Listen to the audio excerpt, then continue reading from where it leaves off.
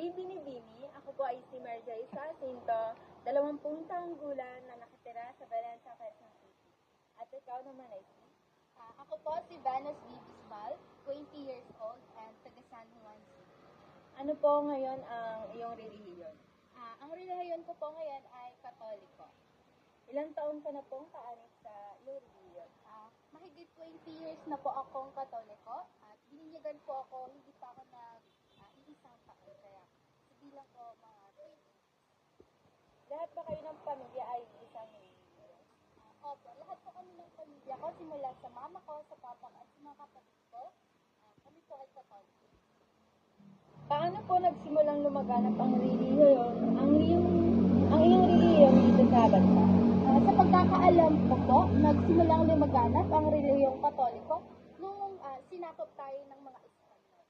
Which is, yun talaga yung purpose nila kung ba't sinakop yung Pilipinas upang ipalaganap ang relihiyong Katoliko.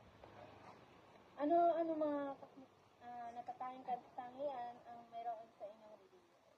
Sa tingin ko po, ang mga natatanging katangian na meron ang relihiyong Katoliko ay ang pagdiriwang sa mga piyesta. Katulad ngayon, darating ang simbang gabi. Yung Katoliko ay mayroong tradisyon kung saan meron silang siyam na araw na pagsimba upang ipagdiriwang at pagbigyan kahalaga ang kaarawan o ang pagpapanganakan ni Kristo. May mga panahon bang inisip mo na gusto mo mag-ibang relihiyon? Actually, maraming beses na gusto kong lumipat sa ibang relihiyon dahil may mga tradisyon o mga rules ang Katoliko na sumasalungat sa sarili kong prinsipyo.